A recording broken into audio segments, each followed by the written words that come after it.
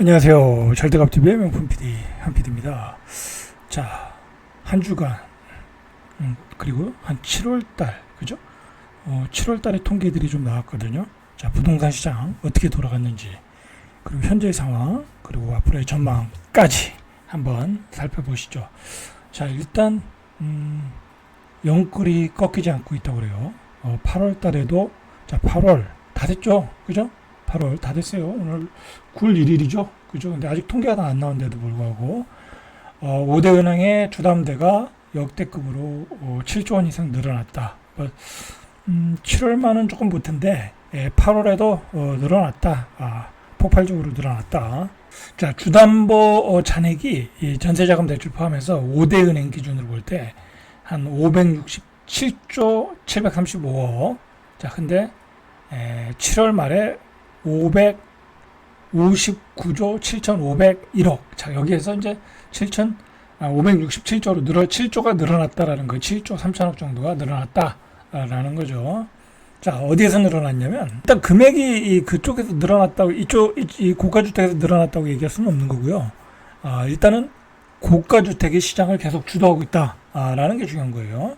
자, 7월 달에 서울 지역 주택 매매, 통계가 12,783건. 이게 예상보다 많이 나왔어요. 그죠? 예상보다 많이 나왔어. 6월에도 거래량이 많이 늘었는데 6월보다 41%, 2년 11개월 만에 만 건을 넘어섰다. 그죠? 자, 8월 달에는 거래량이 좀 줄겠죠. 왜 주냐면 가격이 너무 많이 올라갔어요. 그러니까 부담스러워서 거래 못 하는 거죠. 자, 그러나 뭐 노도강, 뭐 수도권에서 거래량이 늘 수가 있기 때문에 8월 거래량은 나와봐야 하는데 8월 또 만 건은 넘겠죠. 그죠? 만 건은. 자, 이 중에서 강남 4구, 강남 서초, 송파 강동 주택 매매 거래량이 3천 건을 넘어섰다. 자, 전체 서울 거래량의 4분의 1. 그러니까 이 지역이 이 가격을 주도한 거예요. 그죠? 이 지역이 가격을 주도했다. 2020년 12월 이후 3년 7개월 만에 가장 많이 나타났다. 자, 시장은 지금 뜨거운 거예요. 그죠? 뜨거우니까 정부가 대출 규제로 지금 집값을 지금 막아보려고 하고 있어요. 근데 그 역효과가 뭐로 나냐면 우리는 은행에다 적금을 하면 은행 금리는 내리고 있어. 예적금 금리는 최대 0.2% 내리고 있어. 우리가 정기예금 들고 있잖아요. 가서 보세요. 금리가 내리고 있어요, 오히려. 근데 전세대출 받거나 주택담보대출 받으려면 금리가 올라가고 있어. 가산금리가 올라가고 있어요. 자, 그러니까 은행만 돈 버는 거고, 실제 서민들은 집 사는데 고금리를 지불하고 있고, 내가 맡기는 그 예금은 이자가 줄어들고 있고, 참 이게 나쁜 정책이 돼버린 거죠. 대체로 보니까 7월 달에 서울 갭투자 의심 거래가 이제 이게 국회의원들이 자료를 요구해서 받은 자료를 가지고 얘기한 거예요. 1년 새에 2.8배가 증가했다. 3년 만에 최대다. 여러분들, 그동안 갭 투자를 줄여야 되겠다라고 정책을 폈잖아요. 그죠? 여러 가지 뭐, 대출 규제하고, 그 다음에 세금 구조도, 그렇게 만들었고, 이 갭 투자를 못하게끔, 다주택자들 갭 투자를 막게끔, 규제를 만들었는데도 불구하고 1년 새에 2.8%가 늘어났다라는 거예요. 그래서 지역별로 보니까 강남 3구가 238건으로 지난해 같은 기간보다 2.7배, 거의 2.8배가 늘어났고 노도강의 경우에도 17건에 43건, 2.5배. 여러분들 요즘 거래가 많이 되는 게 뭐 실수요자다, 다 뭐다 그러는데 어쨌든 갭 투자가 많이 늘어났다라는 거예요. 갭으로 집을 사놓고 있다라는 거예요. 그죠? 선취매를 하고 있다라는 거죠. 자, 금액으로 보니까 한 3.1배 정도 증가했어요. 지난해보다. 이제 가격이 비싸졌으니까. 자, 그러면 누가 샀냐? 자, 누가 샀냐 보니까 대체로 나오는 얘기가 통계로 나오는 거죠. 30, 40대가 샀다. 자, 그 중에 제일 많이 산 세대는 40대다. 자, 마포구 공인중개사 온모 씨라는 분은 요즘 젊은 손님은 부모 자산을 잘 처분하고 관리해서 오는 경우가 많다. 자, 이거 중요한 내용이에요. 미리 세금과 적정 가격의 견적을 내고 부모와 상의까지 마친 다음에 온다. 자, 부의 상속이 이루어지고 있는 거죠. 자, 지금 40대면 아버지가 30살에 결혼을 했다고 할게요. 뭐 그때는 그보다 조금 빨리도 오는데, 그는 아버지가 68세에서 70세, 그냥 70세의 아버지는 70세고 아들은 40세예요. 그럼 아버지는 어떤 입장이에요? 자식에게 이제 자산을 물려줄 수 있는 나이가 된 거죠. 그죠? 이제 70 넘으면은 내가 이제 언제 이 세상을 하직할지 모른다라고 이제 그렇게 생각해서 대부분의 아버지들이 조금씩 물려줘요. 그죠? 증여를 통해서, 증여를 통해서, 그죠? 상속은 돌아가셔야 되는 거니까. 자, 그러면은 아버지가 예를 들어서 건물을 가지고 있어, 상가를 가지고 있어, 땅을 가지고 있어. 그러면 그걸 팔아버려요. 그죠? 팔아서 자식에게 증여를 하겠죠. 그죠? 증여라든지 아니면 몰래 물려주든지 그러겠죠. 그럼 그 재산을 가지고 아들들이 마용성 강남으로 달려오는 거예요. 그죠? 부가 이전되는 거예요. 자, 그러면 제가 이 얘기를 예전부터 했어요. 그리고 생각을 해보세요. 지금 30대, 70대 아버지, 글쎄요, 자식이 한 둘 정도 됐을까요? 두 명? 두 명, 그죠? 두 명 아니면 세 명이에요. 그럼 두 명 아니면 세 명이니까 자산을 물려주기도 더 용이해졌어요. 옛날에는 4명, 5명 되면 뭐 나눠가지면 별거 없잖아요. 그죠? 나눠가지면 별거 없는데 2명 정도 되면 자산을 많이 물려줄 수 있잖아요. 자, 그런 돈을 가지고 지금 달려오고 있다. 그렇게 보시면 돼요. 그러니까 시중에 우리 아버지가 이루어놓은 그 자산들, 그 많이 이제 자산의 가치가 올라갔잖아요. 뭐 주식도 올라갈 거고, 땅도 올라갈 거고, 상가도 옛날에 사는 거면 다 올라갔을 거고, 그 자산의 총액이, 유동성이 마용성으로 그냥 쏠려 들어온 거야. 강남과 마용성으로 쏠려 들어왔다. 그런 거예요. 이게 어떻게 보면 시장의 왜곡이 된 거죠. 어떻게 보면 시장의 착시 현상이 일어나는 거죠. 그죠? 결과적으로 이게 우리 정치인들의 정치를 잘못해서 그런 거예요. 그죠? 정치를 잘못해서 한 지역으로 너무 쏠려 들어간 게 된 거잖아요. 지역과 서울과 수도권과 지역 간의 불균형 발전, 또 서울과 수도권에서 서울의 불균형 발전, 서울에서도 강남과 강북의 불균형 발전. 자, 그런 게 이제 그런 그동안의 과오가 결국 아버지의 총 유동성이 아들을 통해서 강남과 마용성으로 쏠려 들어왔다. 그렇게 정리하시면 될 것 같아요. 그죠? 자, 왜 그러냐면 제가 이 현상을 왜 자꾸 말씀을 드리냐면, 예를 들어 집을 가진 사람과 안 가진 사람이 반반이라고 할 때 대체로 그렇잖아요. 서울에 집을 가진 사람이 50%, 집을 안 가진 사람이 50%라고 하면 그 50%들이 굉장히 지금 불만이 많잖아요. 이게 말이 되냐, 이게. 집값이 완전히 거품 아니냐. 그죠? 거품이 맞죠. 거품이 맞는데, 분양가도 거품이고 다 맞는데, 이게 계속 올라가잖아요. 이 계속 올라가는 현상을 어떻게 우리가 해석할 거냐라는 거예요. 그죠? 그 해석은 바로 이거라는 거예요. 그럼 지금 40대들이 자산이 있겠냐 이거야. 한참 뭐 직장 다니고, 그 직장 월급 받아가지고 생활비로 쓰고 있을 텐데, 뭐 그들이라고 별 통뼈가 있겠어요? 똑같은 직장인인데? 그러니까 이해가 안 가는 거야. 나는 아무것도 없는데. 그죠? 근데 그들은 아버지로부터 물려받은 재산이 있는 거예요. 그러니까 이게 지금 부가 이전되면서 어떤 불공정이 이루어지는 거죠. 근데 이걸 또 뭐라고 할 수는 없어. 자본주의에서. 그죠? 자본주의에서 이걸 뭐라고 그래. 아버지가 뭐 세금을 포탈하고 물려준다면 문제가 있겠지만, 그걸 그대로 뭐 상속세, 증여세 다 내고 물려받는 걸 어떻게 하겠냐고.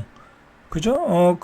그런 현상으로 인해서 지금 집값이 급등하고 쏠림 현상이 일어나고 있다. 여러분, 무조건 폭락론을 이야기하시면 안 돼요. 지금 무조건 폭락론을 이야기하는 것보다는 이렇게 급등한 집값이 나중에 빠질 수는 있어요. 거품이 분명히 끼고 있으니까 빠질 수는 있지만, 지금의 집값이 올라가는 것은 그런 현상이다. 물론 이제 연끌을 해가지고 오시는 분들, 나는 아버지한테 물려받은 것도 없어. 뭐 예를 들어 집값이 15억이야, 14억이야. 근데 한 10억 정도를 대출을 받아서 들어왔어. 그런 분들은 굉장히 위험할 수가 있죠. 당연히 이건 뭐 어느 시대나 다 위험한 상황, 그런 위험하게 투자하시는 분들이 있었고, 굉장히 나중에 곤란한 상황이 있었고, 한 2, 3년 전에도 굉장히 곤란한 상황이 있었죠. 마용성에서 부동산을 종사하시는 분들은 3, 40대가 집을 사고 있다라는 거예요. 3, 40대가. 5, 60대가 빚내가지고 마용성으로 들어가겠어요? 절대로 그럴 일 없어요. 절대로 그럴 일 없다. 5, 60대는 빚을 안 내요. 아니, 내가 내일 모레면 잘릴지도 모르는데 왜 빚을 내요? 그죠? 5, 60대는 빚을 갚는 나이예요. 그죠? 그러니까 3, 40대 한참 잘 나갈 때 이렇게 미래의 꿈을 안고 젊은 이 3, 40대가 집을 사고 있다라는 거죠. 나머지 20%는 이제 교체 수요하시는 분들이고. 자, 그래서 마포가 안동에서 8년째 공인중개사를 운영하는 A씨는 20평대는 1980년대에서 90년대 초반 출생자가 집을 사고 있다. 자, 또 이 사람들이 좋아하는 거는 이제 신축 아파트죠. 신축. 얼죽신이라고 그러죠. 얼죽신. 자, 이제 젊은 세대들은 좋은 아파트에서 살았잖아요. 그죠? 일기 신도시에서, 일기 신도시 새 아파트에서 부모님과 함께 성장한 아이들이에요. 그죠? 어른들이고. 자, 그분들은 이제, 허름한 아파트, 재건축 아파트 안 들어가요. 그죠? 새 아파트를 원하지. 당연한 얘기예요. 당연한 얘기. 자, 그리고, 그분들은 계속 아파트에 살았기 때문에 아파트 문화에 익숙하고 아파트에서 쭉 살고 싶은 거예요. 그리고 교통이 편리한 지역에 살고 싶겠죠. 그죠? 그러니까 부모님의 재산까지 다 끌어들여가지고 와서 마용성에 살고 있다. 자, 여러분 요 상황을 꼭 좀 이해를 하셔야 돼요. 그죠? 요 상황을 이해 못하면 현재의 시장을 이해를 못해. 현재의 시장을 이해 못하고 앞으로의 서울 부동산의 시장을 이해를 못해. 자, 그렇다고 하면 앞으로도 지방에 있는 상가, 지방에 있는 건물, 그죠? 지방은 어차피 이게 시간이 가면 갈수록 쇠퇴는 확정된 상황이 확정된 사실이에요. 그러니까 지방에 있는 이 부동산들을 다 팔아가지고 앞으로도 서울로 올라올 수 있다라는 거예요. 여러분들 이게 무서운 게 뭐냐면요. 자, 이번에 움직인 사람들은 소위 말해서 한국에서 10% 20% 안에 드는 자산을 가진 사람들이 움직인 거예요. 그죠? 그러면 그 사람들의 금융주식, 부동산 지식은 굉장히 수준에 있는 거예요. 어쨌든 그런 큰 돈을 움직였다는 것은. 그죠? 그런 사람들이 미래를 그렇게 예측을 한다라는 것도 우리가 한번 생각해 볼 만한 사항이에요. 그 사람들이 어떤 아무런 공부 없이, 아무런 미래에 대한 예측 없이 그렇게 움직이지는 않았을 거라는 거죠. 그죠? 물론 단기적으로는 분명히 거품이 낄 수 있어도 장기적으로는 자기들이 맞다고 판단하고 있는 거예요. 그죠?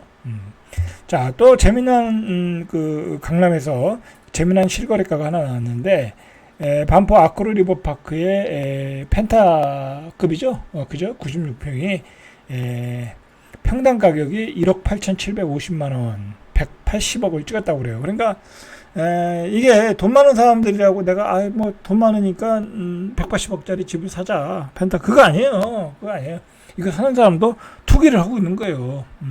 한 250억 300억에 팔 수 있다라고 자신이 있는 거죠. 그래서 투기가 일어나는 거예요, 사실. 그죠? 어쩔 수 없는 거예요. 이건 그들만의 리그니까. 자, 전체적으로 지금 많이 뛰고 있어요. 성동구의 금호 파크힐스가 8월에 18억 4,500. 이게 3월 달보다 2억 원이 올랐어요. 그죠? 2억 원이 올랐다. 자, 옥수동 옥구 파크힐스 5구도 3월에 15억, 8월에 17억. 대체로 한 2억 정도 뛰었어요. 마포의 마포 그랑자이도 한 1억 5천 정도 뛰었어요. 전체적으로 이렇게 가격이 올라왔어요. 자, 이제 9월, 10월 되면 어떻게 되겠어요? 거래량이 좀 줄겠죠? 당연히 줄겠죠. 가격이 올라왔으니까 부담이 되겠죠. 그죠? 자, 그러면은 이제 여기서 가격이 더 올라가려면요. 이제 2진, 3진이 들어와야 돼. 이제, 난 뭐야, 이거. 내 친구가 샀어? 그러면 야, 나도 저거 팔아. 상가 팔아. 그 다음에 땅 팔아. 약간 서울 가서 아들 하나 집 사주자. 이제 2진, 3진이 올라오면 또 올라가는 거예요. 그죠? 이제, 그렇게 될지 안 될지는 더 두고 봐야 되지만. 자, 얼마나 요즘 시장이 뜨거웠냐면, 8월 달에 이 시장의 분위기를 알 수 있는 내용이에요, 이게. 자, 8월 중순까지도 아파트 매입 문의가 많아서, 이 중순까지도 이게, 정부의 대책이 아직 안 나왔을 때거든요. 지금 8월 말에는 이제, DSR 규제도 한다고 그러고, 그 다음에, 금리도 올린다고 하니까 그때부터는 조금 시장이 조금 가라앉았는데 중순까지는 매물 하나를 보는 사람들이 주말에 5팀, 평일에 2~3팀 이렇게 손님들이 몰려왔다라는 거죠. 자, 이렇게 몰려면 주인들이 어떻게 하겠어요? 그냥 호가를 확 올리겠죠? 그죠? 확 올리겠죠.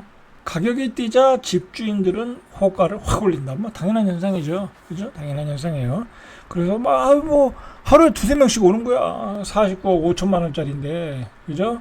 50억짜리인데 하루에 2~3명씩 온 거야. 뭐야 이거. 그죠? 그렇게 생각하겠죠. 아이 그럼 안 팔어.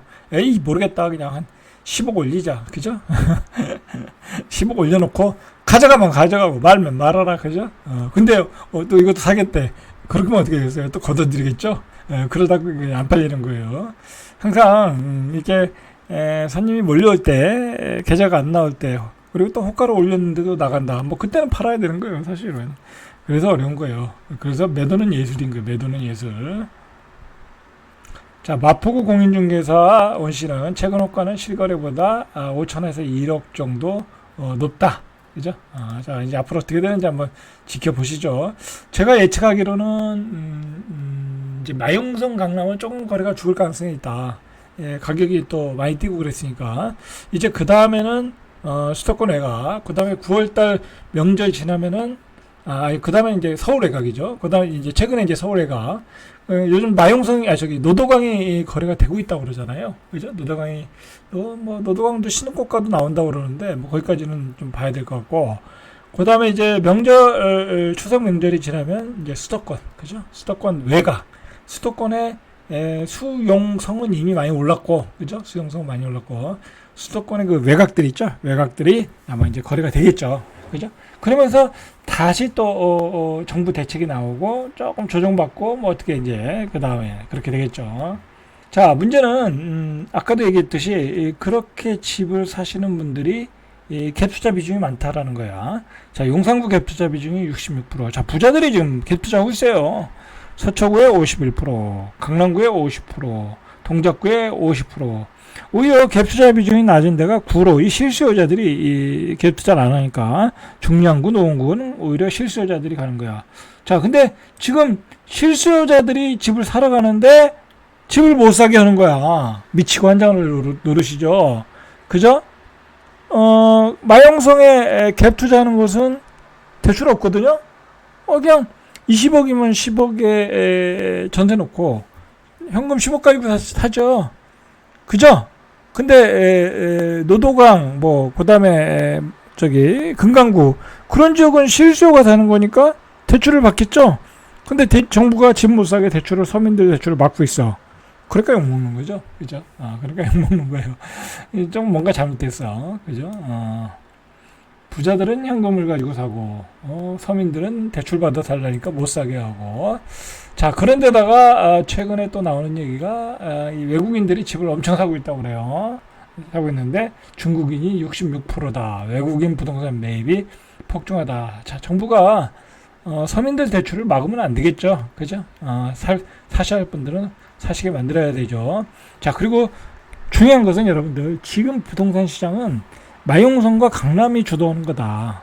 그리고 그들의 부모님의 그들의 아들을 위해서 재산을 증여하고 있고 부의 이전을 하고 있다라는 거야. 그래서 이런 이상현상이 생긴다라는 거야. 그죠? 그렇게 보시면 시장이 좀 달리 보일 수 있겠죠. 자, 잘때갑TV의 명품 PD 한 PD였습니다.